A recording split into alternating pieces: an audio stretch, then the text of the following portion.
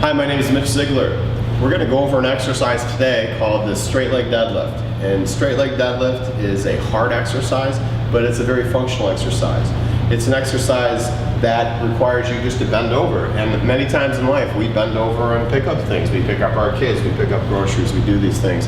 Or we have to reach over some type of counter or something and our knees can't bend, so we have to reach forward. So it's really important that our hamstrings have the strength and ability to be able to contract eccentrically and concentrically to do this activity. So we're gonna go ahead and I'm gonna demonstrate. Actually, we have Craig here who's gonna demonstrate the exercise and I'm gonna talk him through it. So thank you very much for coming today, Craig. And so we're gonna just go ahead and get started. The most important thing, and I do this with almost all my videos, is that we have to know how to activate our core before the exercise. So the first thing you're gonna do is you're gonna take your belly button and you're gonna pull it into your spine and you're gonna keep it there through the whole exercise. When you're bending all the way down, you keep it pulled in. When you bring it all the way back up, the weight all the way back up, you keep it pulled in. So that'll be a very important part of the exercise. That'll create stability around your lumbar spine and your pelvis. So it decreases the likelihood that you'll injure yourself. Okay. There's a couple phases that I want to talk about for this exercise. There's a couple contractions I want to talk about that are a little different with this exercise.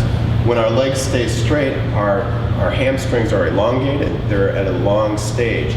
So when I bend over, they have to contract to lower the weight coming down, and they also have to contract, bringing the weight back up, but they're elongated when they do that contraction. So almost through the whole exercise, they're working eccentrically, which is a little different.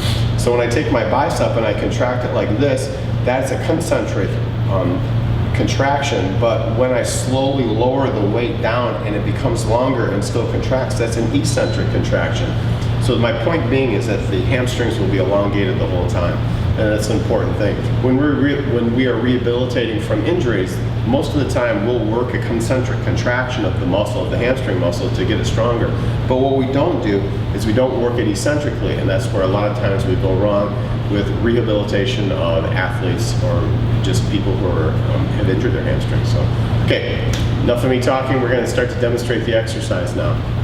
So, first thing we want to do is I ask Craig to pull his belly in, and he pulls it in, and he holds it, and he's going to hold it the whole time. Okay. Next thing, go ahead and just bend over and pick up the bar.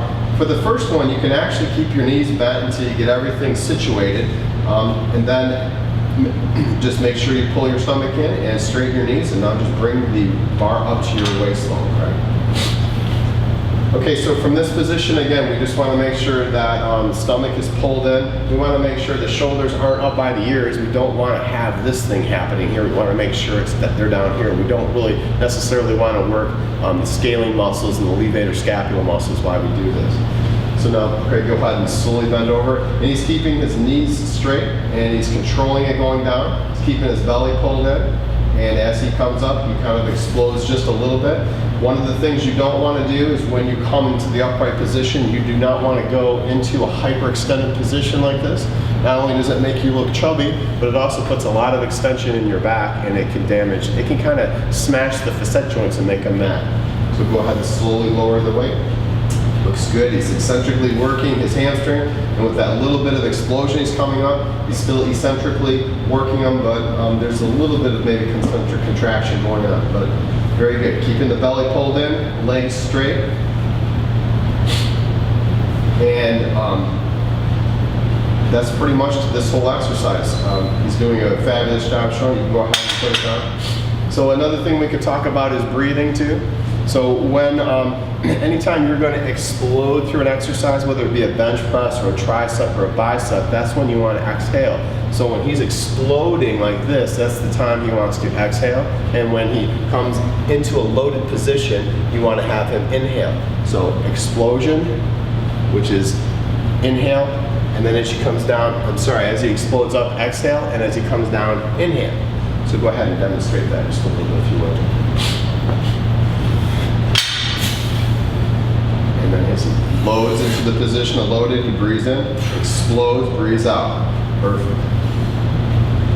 Okay, fabulous, Craig. Thank you for demonstrating that. Good. So a quick summary now.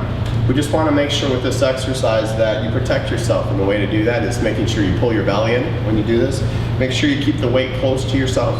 Make sure you do the exercise really slowly. At any point in the exercise you feel a little twinge in your back or you feel joint pain, that you need to stop the exercise.